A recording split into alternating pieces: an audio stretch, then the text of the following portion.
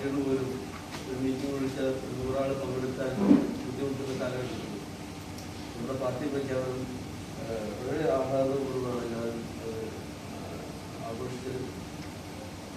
അതിൻ്റെ ഭാഗമായിട്ട് നമുക്ക് പുതിയ സംസ്ഥാന കമ്മിറ്റി നിലവിൽ വന്നു.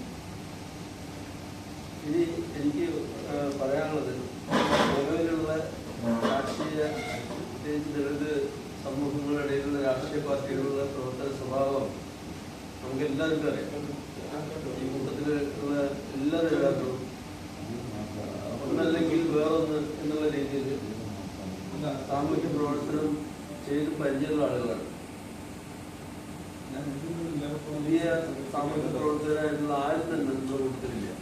ഇപ്പോൾ നിലവില് നമ്മൾ പ്രവർത്തിക്കുന്ന അല്ലെങ്കിൽ നമ്മുടെ ആളുകൾ പ്രവർത്തിക്കുന്ന സാമൂഹ്യ രാഷ്ട്രീയ പാർട്ടി, നമ്മുടെ പാർട്ടിയുടെ പ്രവർത്തനങ്ങൾ ഒരു കാരണവശാലും അത്തരം ഒരു രീതി നമ്മളാരും അവലംബിക്കാൻ പാടില്ല. പരസ്പരം ഒരു ബഹുമാനം, പരസ്പര സ്നേഹം, പരസ്പര വിശ്വാസം നമുക്ക് എല്ലാവർക്കും നമ്മുടെ പ്രവർത്തനങ്ങളിൽ ഉണ്ടാവണം.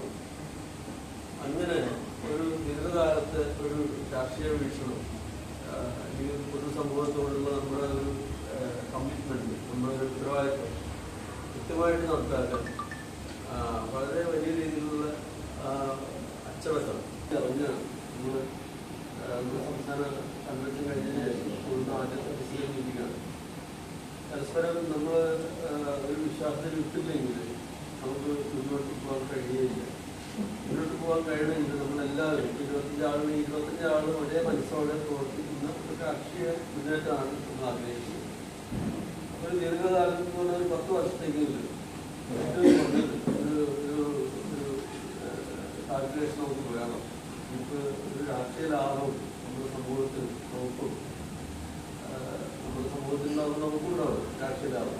അപ്പോൾ അത് എല്ലാം ഒരു ദീർഘകാലാടിസ്ഥാനത്തിൽ ലക്ഷ്യം വെച്ചുകൊണ്ട് വളരെ അച്ചടക്കത്തോടും ഉത്തരവാദിത്ത ബോധത്തോടും പ്രവർത്തിക്കുന്ന ഒരു കാഴ്ചപ്പാടിലേക്ക് നമ്മൾ തീർച്ചയായിട്ടും ഉയർന്നു വരുന്നുണ്ട്. ആ കാര്യമാണ് ദേശീയ കമ്മിറ്റിയും നമ്മളോട് ആവശ്യപ്പെടുന്നത്. വെറുതെ പാർട്ടികൾക്ക് ഒരു 5-6 മാസം പ്രവർത്തിക്കുക, എന്നിട്ട് അവിടെ കൂടി അഭിവാര്യത കുറ്റം പറയുക, കുറ്റമില്ലെങ്കിൽ കണ്ടുപിടിക്കുക, ഇതിന് പോരായ്മകൾ കണ്ടുപിടിക്കുക, എന്നിട്ട് നമ്മൾ അവരെ കുറ്റപ്പെടുത്തുക, അങ്ങനെ അവരെ ഒരു ഏതെങ്കിലും തരത്തിൽ സൂക്ഷിക്കുകയും അവരെ മനോവേദന ഉണ്ടാക്കുന്ന രീതിയിൽ പ്രവർത്തിച്ച് കൊണ്ടുപോവുകയാണെങ്കിൽ നമ്മുടെ രാഷ്ട്രീയ പ്രവർത്തനം അതോടുകൂടി അവസാനിക്കും. അതുകൊണ്ട് ദീർഘകാലാടിസ്ഥാനത്തിലുള്ള ഒരു വലിയ പ്ലാനിങ് നമുക്ക് എല്ലാവർക്കും വ്യക്തിപരമായിട്ട് മനസ്സിലാവും. എന്നാൽ മാത്രമേ നമ്മുടെ സമൂഹത്തെ നമുക്ക് സേവിക്കാൻ അതിലൂടെ ഒരു രാഷ്ട്രീയ ലാഭം നമുക്കുണ്ടാവും. രാഷ്ട്രീയ ലാഭം നിർബന്ധമായിട്ടും വേണം. അതായത് നമ്മുടെ സമൂഹത്തിൽ ഉള്ള ആളുകൾക്ക് കഴിഞ്ഞ ദീർഘകാലങ്ങളായിട്ട് 50 വർഷത്തെ ചരിത്രം നോക്കിയാൽ തന്നെ നമ്മുടെ സമൂഹം ഉണ്ടാകുന്നില്ലാതെ പോയിക്കൊണ്ടിരിക്കുകയാണ്. ഒരുപാട് രാഷ്ട്രീയ സംഘടനകളും സാമൂഹിക സംഘടനകളൊക്കെ ഉണ്ടെങ്കിലും യാതൊരു ലക്ഷ്യത്തിലേക്കും എത്താൻ കഴിയാത്ത രീതിയിൽ പരിതാപകരമായി ചെറുതായി ഇല്ലാണ്ടാവുന്ന സ്വഭാവത്തിലേക്ക് നമ്മുടെ സാമൂഹിക സംഘടനകളും രാഷ്ട്രീയ സംഘടനകളും പോയിക്കൊണ്ടിരിക്കും. അത് നമ്മൾ മാറ്റിയെടുക്കാനായിട്ട് നമ്മൾ വളരെയധികം പരിശ്രമിക്കുന്നുണ്ട്.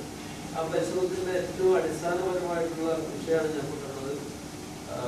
ഒരു വ്യക്തിത്വം നമ്മൾ സൂക്ഷിക്കുക, വ്യക്തിപരമായിട്ടുള്ള അച്ചടക്കം സൂക്ഷിക്കുക.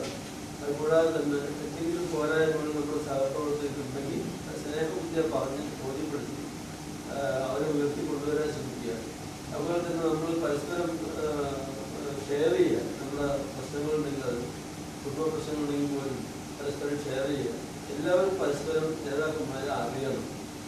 കാര്യങ്ങൾ അവരാരാണ്, എന്താണ്, അവരുടെ വീട് എന്താണ്, അവരുടെ കുടുംബം എന്താണ്, അവരുടെ ജീവിതമാർഗം എന്താണ്, അവർക്ക് എന്തെങ്കിലും പ്രശ്നങ്ങളുണ്ടോ എന്ന് നമ്മൾ എല്ലാവരും വ്യക്തിപരമായി അറിയുകയും ആ അറിയുന്നതിനനുസരിച്ചിട്ട് നമ്മൾ അവരോട് പ്രവർത്തിക്കുകയും സേവിക്കുകയും നിർവഹിക്കുകയും ചെയ്യുന്ന രീതിയിൽ വളരെ ഒരു കുടുംബ അന്തരീക്ഷം പോലെ തന്നെ ഒരു രാഷ്ട്രീയ അന്തരീക്ഷത്തെ മാറ്റിയെടുക്കുക എന്നുള്ള ഒരു പോളിസിയാണ് എനിക്ക് പറയാനുള്ളത്. അതിനകത്ത് ഒരു രാഷ്ട്രീയമുണ്ട്. ആ രാഷ്ട്രീയം എന്ന് പറഞ്ഞാൽ നമ്മളെല്ലാവരെയും കൂട്ടായുള്ള പ്രവർത്തനത്തിലൂടെ നമ്മുടെ സമൂഹത്തെ ഉയർത്തിക്കൊണ്ടുവരിക എന്നുള്ള ലക്ഷ്യം മാത്രമാണ്.